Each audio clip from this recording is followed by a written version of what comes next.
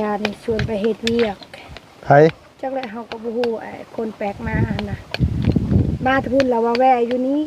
มาแต่ไสพุ่นเพิ่นขับรถไปพุ่นแล้วก็มาแล้วก็มาแวแล้วก็ถามน้องเนาะว่าเจ้ามีเงินใช้แล้วบ่ข้อยเลยว่ามีแล้วปานน่ะบ่เอาเงินหั่นน่ะเอาเงินมาให้ข่อยมีแต่ใบพันซองตับหัวก็แล่นนะข่อยว่า1,000 บาทบ่โดยจังเฮาแบบคนแบบบ่ฮู้จักกันบ่เคยรู้จักกับลาวหั่นน่ะแล้วส่วนไปเฮ็ดเวียกนำลาวมานี่ตัวเดียวมานี่มันเป็นแบบไรนะอันว่าแต่ตอนแรกน่ะอันนี้นี่คือวิชาชีพเด้อพี่น้องเอ้ยที่แบบว่าวันฟังน้องคำบ่นี่แม่นบ่คำโดยลุงพอฮู้เลยเพราะว่าตอนนั้นเพิ่นขึ้นไปวันซะแล้วมีปัญหากับลุงตอนที่ว่าฟังน้ำเสียงเพิ่นคือคนไทยบ่คนลาวแม่นหญิงผู้ชายผู้ชายเฒ่าแล้วเฒ่าปานใดนะแบบอายุแล้วเพิ่นบอกว่ามาหาโตแล้วเพิ่นอันว่ายื่นเงินให้โตโดยเพิ่นว่าเงินนี่เอาเพิ่นถามน้องเนาะเพิ่นถามว่าจะมีเงินใส่แล้วบ่โดยน้องละถามว่ามีแล้วโดยแต่เพิ่นว่าเมื่อก่อนเด้อว่าโดยขอบใจเด้อว่าบัดนั้นบ่เพิ่นเปิดแล่นไปหาหยังก็เพิ่นไปนี่ไปเอายังในกระเป๋าเพิ่นน่ะสีดำไปเอาอยู่รถเพิ่นน่ะอันนี้เฮ็ดออกเงินน่ะซองตับมีแต่ใบพันน้องแล่นไปเลยมื้อนี้บ่โดยเฮาก็มือมียานี่เฮาก็ว่าแปลกน่ะอายก็เลยว่าจะฮู้จักกับเราบ่เด้จะเคยลมกับเราบ่เด้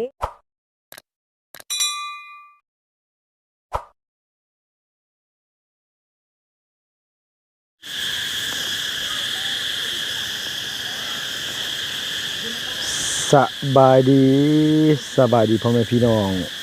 เบิดสุขุสุคนเด้อพี่น้องเด้อระวังในเลยก็ต่างประเทศเนาะพี่เนาะที่เขามารับมาชมช่องลุงเฮิมชาแนลคือเก่าคือเดิมเปิดคลิปมาพบมาพอกันมื้อนี้ก็อยู่บ้าน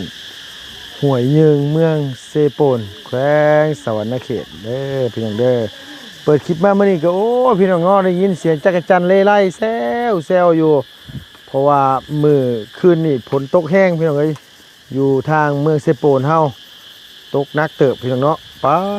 ออกมายามมื้อเช้านี่พี่น้องเอ้ยเขาเจ้าเอาอึ่งมาแต่เมืองพีนมาแต่พะลานมาซั่นป้าตกกิโลนึงก็ประมาณอยู่เกือบ300 บาทนะพี่เนาะโอ้ยก็เลยปรึกษากันทางอาจารย์เล่าเนาะบ่ตูนบ่ไล่4หนุ่มสุ่มใจอยากกินข้าวเที่ยงมาซั่นว่าหมอตูนว่าโอ้ยลุงเอ้ยว่าซั่นว่าจัดการให้นี่นะต้มแซ่บๆเลยนะไปต้มกินอยู่เฮือนน้องค่ำมาซั่นว่าพี่น้องเนาะเอาพี่น้องเอ้ยมื้อนี้ก็สิมาต้มอึ่งอยู่เฮือนน้องค่ำแซ่บๆนํกันนะพี่เนาะให้ทางน้องเพิ่นนั่นว่าจุฟืนจุไฟอยู่ได้แล้วบ่ครบแล้วบ่ครบเลยเนาะออกตลาดไปซื้อน้ำแข็งน้ำโอ้โดยโอ้โดยเอา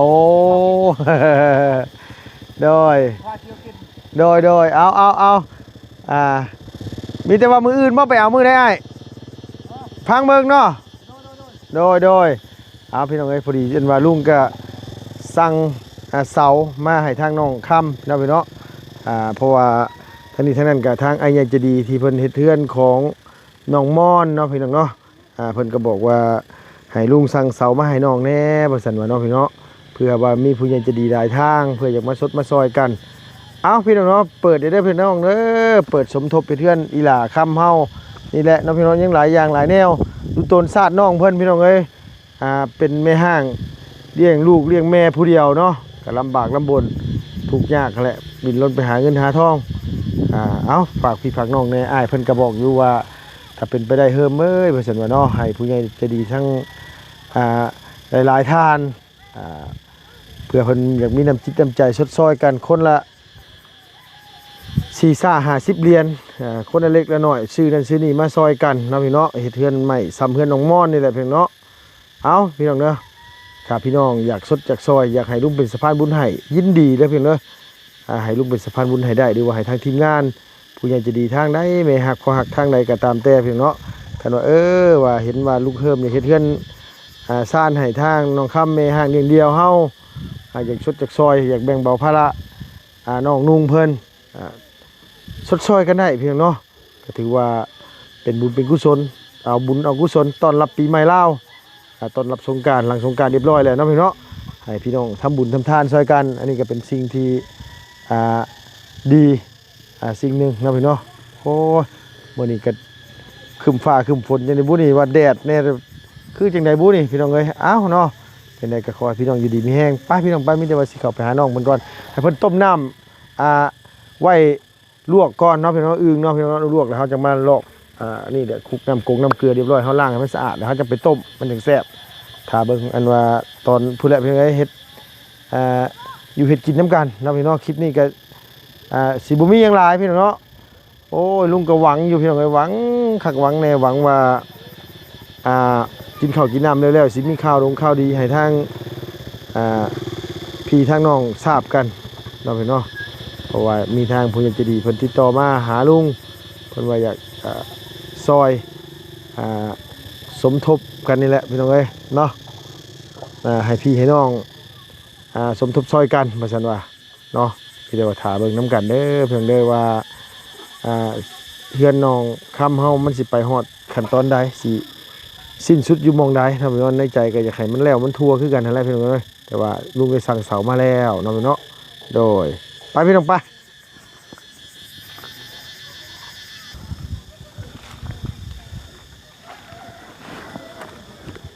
ไปพี่น้องเอ้ย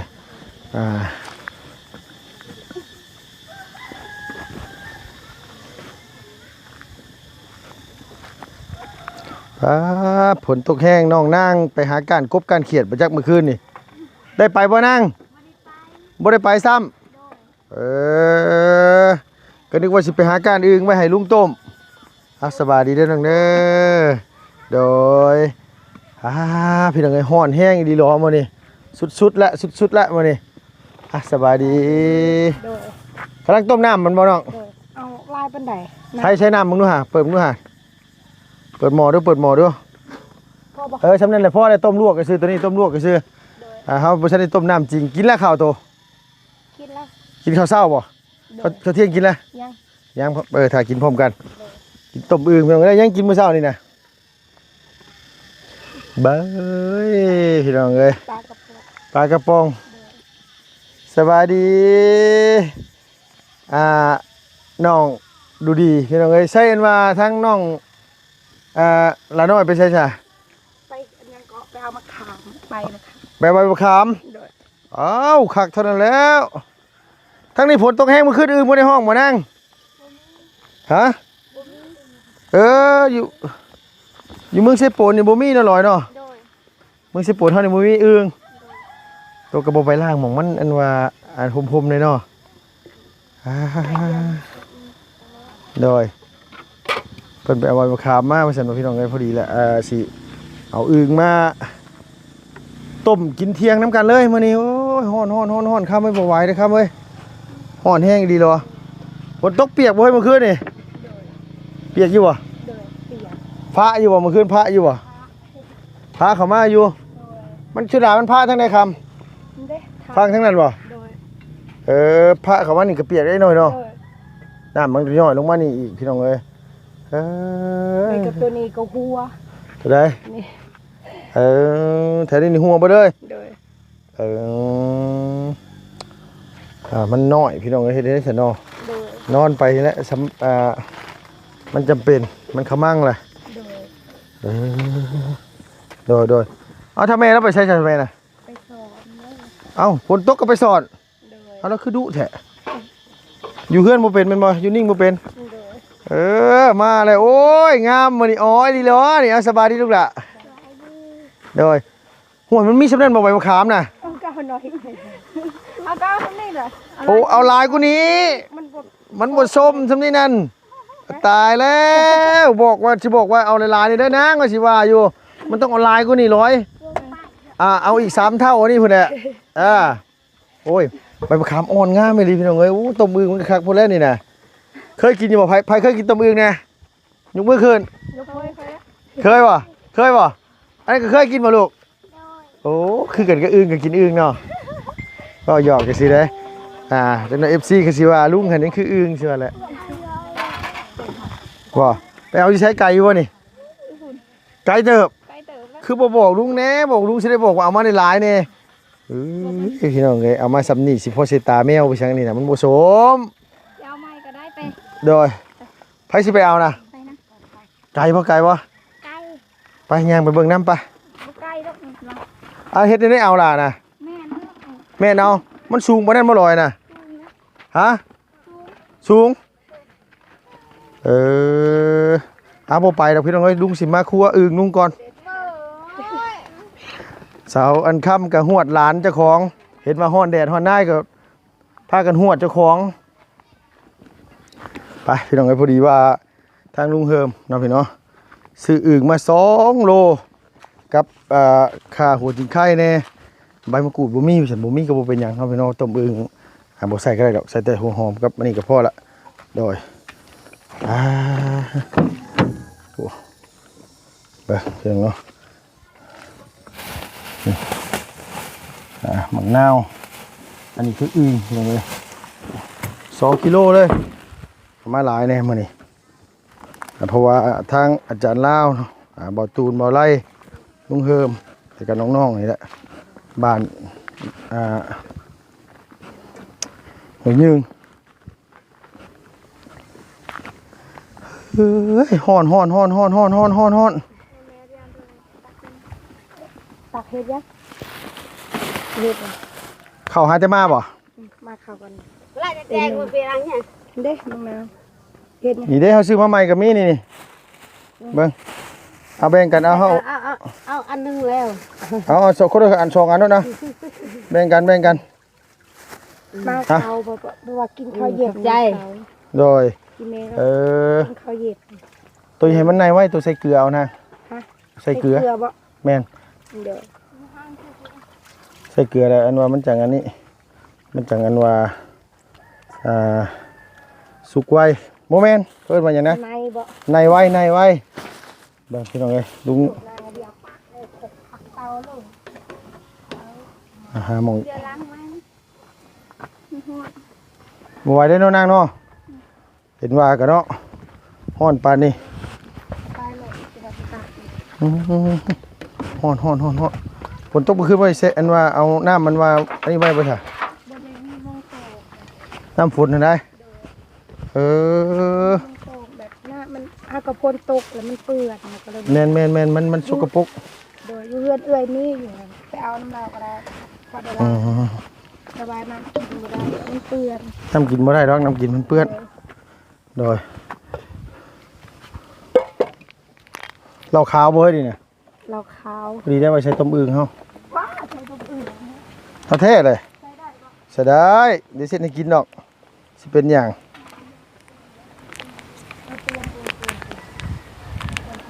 พี่น้องเอ้ยสิแกะน้ำมะขามเปียกเซนฮ้อนไว้ก่อน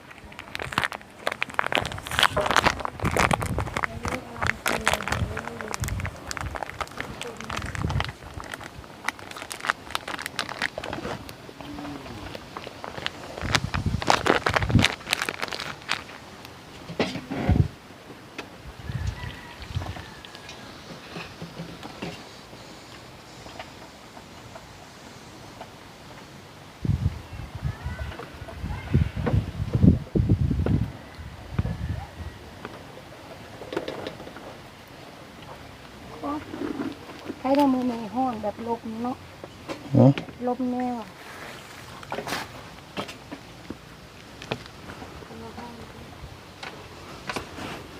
เซน้ำมะขามเปียกก่อนฮ้อนแต่ลมติถือว่าไข้แน่มันบ่ โดยแต่ว่าห้องมีลมเนี่ยนะพอได้เย็น พอได้ลมเป่าแน่ โดยอันนี้ก็อีนั่นก็ต้มก็ดูดีเว้นสิกินเมิดชวนเลยต้มมีกระเจ้ามาหาน้องยานชวนไปเฮ็ดเวียก ไผ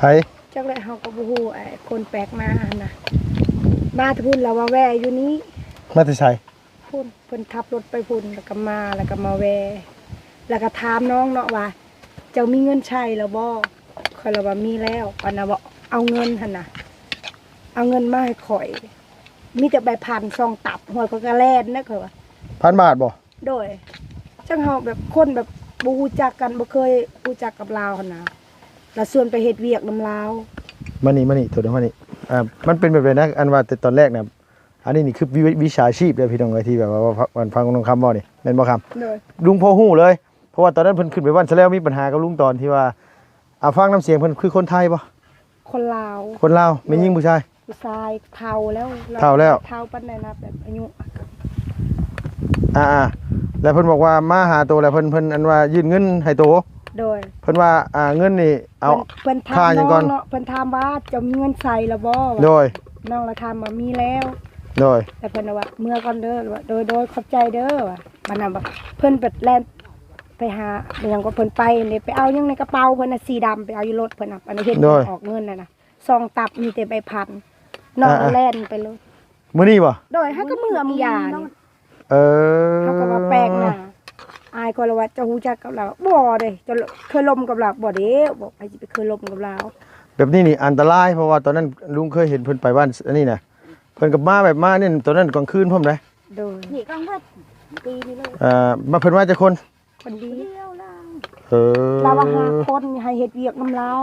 อายคนละบอกว่าเราบ่ได้ไปหรอกเราคาเวียกอายบอกว่า โดยเพราะฉะนั้นนี่มีแต่ว่าบอกลูกหลานไว้คันเป็นแบบนี้เนี่ยบ่ต้องให้เพิ่นไปเพราะว่าคือตอนนี้น่ะมันมีคดีที่แบบว่าเกี่ยวกับลักพาโต โดย ลักพาโตแหละเขาเอาเงินมาล่อเฮาบางเทื่อเขาก็เอาเฮาไปแล้วไปบอกขอโทษนํไปขายที่นั่นพี่น้องไปขายคนจีนไปขายบางเทื่อเฮาไปแล้วบางเทื่อเฮาอาจสิบ่มีชีวิตรอดกลับมาเพราะว่าเขาเจ้าไปขายพวกอะไรเฮานี่แหละว่าไงใช่พวกไตพวกตับพวกอย่างที่นะพวกไตนี่แหละอันตรายน่ะพวกเขาเอาเฮาเลยเขาไปค้าพวกคนที่เพิ่นมีเงินแน่นะครับ โดย แต่เพิ่นไตเพิ่นเสียนู่นนี่น่ะเขาเจ้าก็ขายนะ เงินเป็นจับอะไร10,000 20,000 เอาก็บอกเราบ่ต้องเอาเด้อว่า โดยเพราะฉะนั้นก็มีแต่ว่าเฮาบ่ต้องไปเลยเด็กน้อยนี่ยังบ่ต้องใกล้เลยแบบว่าคือแบบว่าคือต้องเตือนภัยอีกสัก เด็ นิ ก ดนึ ข ง นมเราเอาให้อีนางนมมันเด้มัน โด สิ ย บ่เอาเด้อเขาบอกอายว่าเอาบ่เอาโลดเราว่าเป็นหยังแต่ขอบใจ โดยมีแต่ว่าเฮาบ่ไปนํเพิ่นก็พอบ่ต้องไปแล้วก็แค่นั้นก็จบแล้วเฮาบ่ไปนํเพิ่นน่ะก็สำนั้นก็ได้แล้วล่ะคะแนนว่าเฮาจะไปนํเพิ่นเด็ดขาดนะบ่แม่นว่าคือเพิ่นเอาเงินมาล่อบ่แม่นว่าเพิ่นต้องมีหวังผลประโยชน์อหย่างนํเฮาสักอย่างแน่ๆแหละ โดย เพิ่นจังอันนั้นน่ะ เขา คันบ่ ก็แปลกอยู่เลยน้องก็แปลกแบบเอ้า โดย คนแบบบ่รู้จักกันคือว่าแบบนั้นเราว่าหาคนเราว่าให้ไปเฮ็ดเวียกนำลาว มันน่ะบ่อึดหรอกบ่อึดหรอกคนน่ะคะแนนว่าเฮาคันว่านายจ้างดีน่ะลูกน้องน่ะบ่อึดหรอกคนอยากไปอยู่นํน่ะ โดย แต่ทั้งนี้ทั้งนั้นน่ะคือแบบว่าเฮาก็บ่ฮู้ว่าจิตใจเขาเป็นแบบใดเนาะ โดย นั่นมันก็คำเปรียบพี่น้องเอ้ยเพราะฉะนั้นมีแต่ว่ามาเทื่อหน้าแล้วเฮาบ่ต้องไปน้ำเพิ่นห้ามไปเด็ดขาดตัวนี้เป็นไปได้บ่ต้องไปเลย โดย คุยน่ะคุยน้ำได้แต่ว่าเฮาบอกว่าเฮาไปบ่ได้เฮาติดการติดงานมีแต่ว่าเฮามีเวียกเฮา โดย คันบ่หลงโตไปนำเขาเจ้าเรียบร้อยพี่น้องเอ้ยเนาะฮ้อนอีหลอใส่คำไปเบิ่งน้ำจิครับเดือดหรือยัง บ่ได้อยู่ในตลาด ฮ้อนน่ะบ่ กำลังเรียกจังหน่อยมันพดจังหน่อยเอาลงก่อนให้มันพดคัก โดยพี่น้องเอ้ยอันนี้สิบ่ให้ไผเฮ็ดเด้เฮ็ดเองมื้อนี้ ๆต้มเลยเลยอ่ะ อันนี้เป็นเรียกว่า มีตกไข่นำบ่ไอ้ มีตัวไข่กับมีต้องล้างน้ำก่อนบ่วะ ตกกะล่างตัวนี้ บ่ได้เพราะ บ่พอล้างก็อย่าบ่พอล้างก็แล้วมันต้องสิได้ล้างน้ำหนึงทีแล้วเฮาลวกน้ำร้อนเฮาจึงล้างน้ำก็ได้ โดย โอเคพี่น้องมีแต่ว่าเดี๋ยวจัดการให้น้องคำเพิ่นเฮ็ดอึ่งก่อนพี่น้องเนาะ มีโลละ เฮ้ยกินบ่อึ่งน่ะกินอึ่งเป็นอยู่บ่เจ้าน่ะต้องตับพักยาวๆแต่เป็นหยังไปเฮ็ดหยังมาแล้วบัดนี้ ตื่นใจเนาะ ตื่นแต่นอนเอาพักไปล้างนั่ง ไปนั่งเอาผักเอาไปโอ้ยอันนี้ก็ย่อไปย่อมาที่ไปทิ้งใช่มาเอาไปเฮ็ดหยังของเรา ย่านเฉพาะยา เพิ่นเอาหยังก็ให้นะ สี เอาซีน โดยซีนยังก่อน แล้วเอาเงินเนี่ยประมาณ 200,000 บาทบ่ตับหนึงตับละแสนเนาะคิดว่าเนาะ โดยก็ประมาณนั้นแหละ ตับละแสนบาท โดย เอามาอ้างผู้สาวอ้างแล้วแหละบ่ยืนเงินให้แต่อันทำไมแล้ว10,000กีบ โดย คันที่ว่าเฮาเอาเฮาบ่ไปแล้วเจ้าคิดว่าเพิ่นสิให้เฮาบ่ กับบูฮู้ มันเป็นไปบ่ได้เนาะมันเป็นไปบ่ได้ คือเขาเจ้าเอามาล่อเฮาโดยที่ว่าอยากให้เฮาไปนำเขาเจ้า โดย แต่มันเป็นไปบ่ได้คนที่ฮู้จักกันแล้วสิเอาเงินมาอ้างกันเฮาบ่ได้ฮู้จักกันกับเพิ่น บ่จักมาให้เงิน โดย เอาเนี่ย บ่ให้เอามาโชว์ซื่อ มาโซ่ ๆว่าให้ฮู้ว่าตัวเองมีเงิน อันช่วงอันนี้แหละก็อันหนึงก็มาเข้าแล้ว ในกระซ้ำบ่ โดย โดยสิอันนี้พี่น้องเอ้ย ยังบ่ทันได้ใส่ยัง ใช่นะเครื่องปรุงมันมาดูเอาเครื่องปรุงมาดู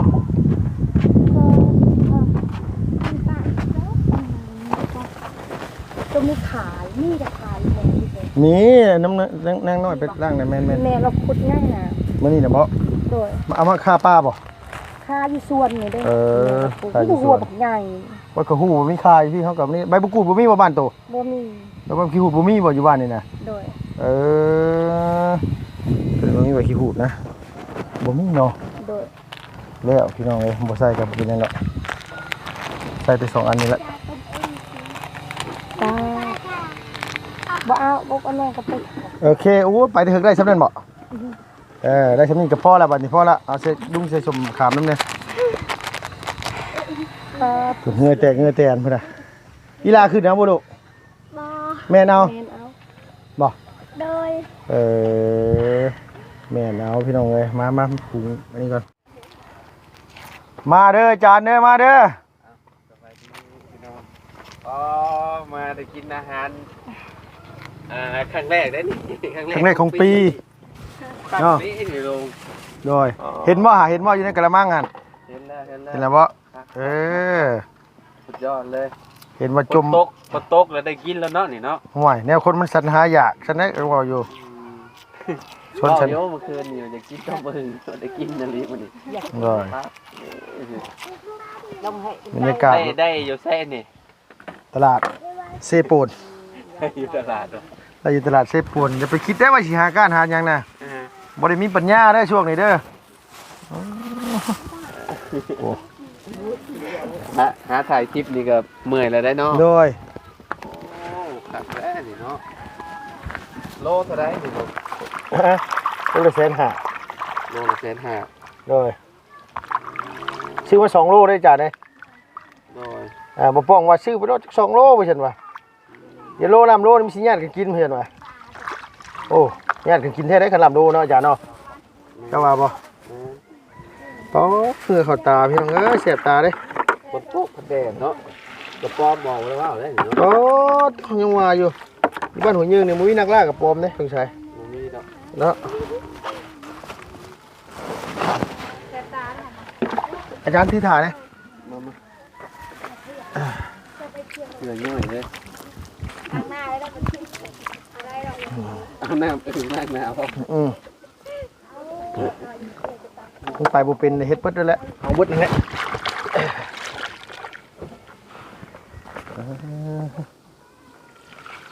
มาเร็วบ่ไรเอ้ยมาเลยมาเลยมาเลย ยังไง ฮะตึงโอ้ตาย ลวกกันมาดู แนวมาแนวเนาะใช่มันกับ อยู่คนลุงเห็ดนี่ ฮะ อยู่คนจะเห็ด พอละเดี๋ยวมันสิหลายน้ำโพดไม่สิหลายน้ำโพดอ๋อเหงื่อเข้าตา จะแช่ยังไง หือนี่ว่าน้ำมะขามเปียก น้ำเจ้าเนี่ยจ้ะมันมาเล่นเล่นล่าง เล่นหมักนาว ใช่หมักนาวคือบุ้ง พุ่นหมักนาวพุ่นผัดเจ้าพุ่น มันเล่นหมักนาวอ่ะ มาเล่นหมักนาวเขาบัวจะสอบเขาได้ว่าได้คนห้อนอยู่ดิให้จะ ไป ได้ กันได้จะได้ โดย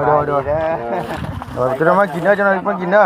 แต่ว่ากระโบเป็นจังน้อยปานใดแล้วเพิ่งเติบพุ่นน่ะ มันเปื่อยก่อนต้มมันตู้เป็นแจ็คกัน โอ้ขัดลงมาเนี่ยเอาใบกระโดดลงมาได้บ่ได้เด้อใบกระโดดอยู่หั่นเพราะว่ามัน ตู้ล้างเห็ดยังนั่นน่ะจะถึกอยู่ ใช่ บุกเบิกใหม่บ่แม่นบ่ของเรา บ่แม่นของเรา บ่ฝั่งนั่น โดยบ่แม่น เป็นรถแท็กเตอร์หลายคันแท้ ที่หาคันบ่ติยังว่าอยู่บ่มีบ่ผู้ใหญ่อยากมาปรับที่ให้น้องมันคำนี่สิสั่งเสาว่าพอได้ปะไว้ให้มันเป็นระเบียบเรียบร้อยแน่ว่ะเนาะผมรถแท็กเตอร์มาเนาะอาจารย์เนาะ ปั๊บบอลมั่งนี่บ่ ครับปรับเบิดนี่แหละเกิดน้อยนี่ก็จุผูกโจมเขาไว้พรมบิ๊กผู้ ปั๊บลงมาพุ่นเนาะ ดินมองเพื่อนเจ้าข้ามก็ค่อยเด้เนาะ ค่อย ลงมาจากต้นไม้มิก โดยห่อนเลยพี่น้องเลยใช่ละเอาเอ้ยเจ้าอันแม่อันเจ้าตัวนี้มีน้อยตัวนี้มาเอามีดในตัวนั้นมาให้เฮาโอ้ยบักไอ้ระวังร้านลมเอาพี่โดยเอาไปตัวนี้ เว้นก็จิตแตก ใช่แล้วอันว่านี่นะอันว่าต้นแมงว่าเมื่อกี้นี่คาอยู่ใส่ได้ดัง เด้มึงล่างมาแล้ว เอามาอาจารย์มาคามา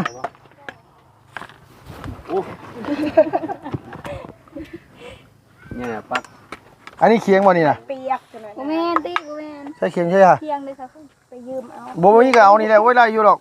ได้ปะ ได้เป็นยังสิบ่ได้แต่อยู่ป่าก็ยังได้เนาะอ๋อน้ำเดือดยังคำเบิ่งดูครับ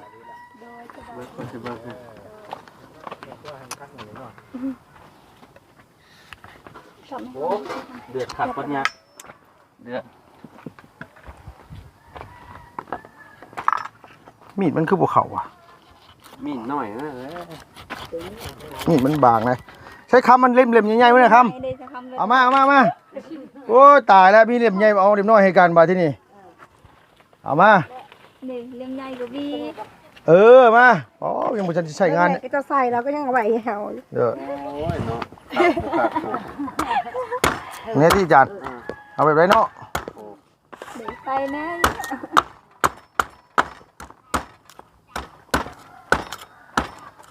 จับรถจับ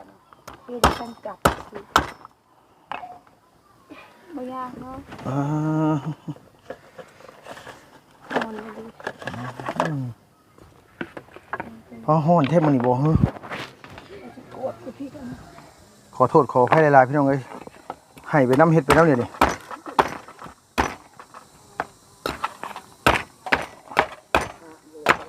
เจ้าได้มาแต่เขตได้ลูก เมืองพีน นี่จะแค่ไหนจะจับมา มือที่ใดนะ เมืองพีนพะลานเนาะส่วนหลายเนาะ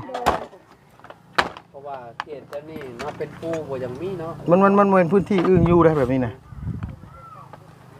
อึ้งอยู่มันต้องอยู่กับน้ำโคกแน่น้ำนี่แน่นะก็มีแต่ผู้สิมันก็บ่อยู่ซับกินเฮียไปน้ำ เรา เดี๋ยวจึงใส่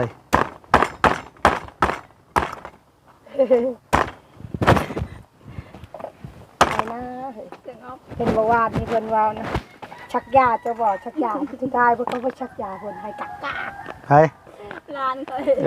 เป็นใครเดี๋ยวเขาไปสักยาไปตรวจพาไปตรวจว่าบอกไอ้ชักไม่เท่าเพราะชักไม่เท่าโตเป็นไข่แล้วก็ไข่ กินอยู่บ่อน้ำนะเนาะแต่เอาตุก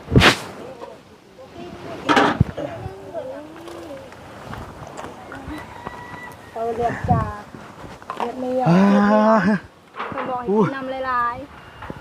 ใช้อันนั้นนะอันเอาพักบัวเอาปูจิงไข่มาละ ๆคนที่ไทยนะ ร้านเป็นไปอยู่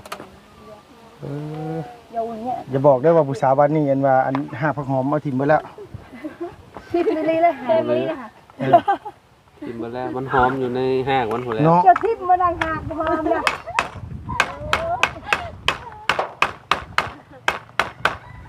แล้วอาจารย์เนี่ยลืมบอกข้าเจ้า แล้วบ้านคุณเขาคนจิ้มหมดนะคะคนนี้ ยามันออกกินไปก็แล้วละ ก็เรือแล้ว เจาะแล้วให้มันหอม ใช่ละจอก มีกิน นี่ละจอก กับมือ เมื่อนายกินยังไง ฮะจังว่ามีเมนูหยังก็เอามาเบิดแหละ แบบทุกคน โดย ใช่ละจอ เอา กละจอกนะพนาเป็นจอก โดยขอให้ก่อนนะพี่น้องจะพักเด้อเอาพี่น้องไว้สำหรับคลิปนี้ก็ขอจบคลิปก่อนไว้ต่อกันคลิปหน้าได้เพื่อนๆสบายดีเด้อพี่น้อง FC ทุกคนตบมือก่อนขอเวลาตบมือก่อนโดย สบายดีเด้อไป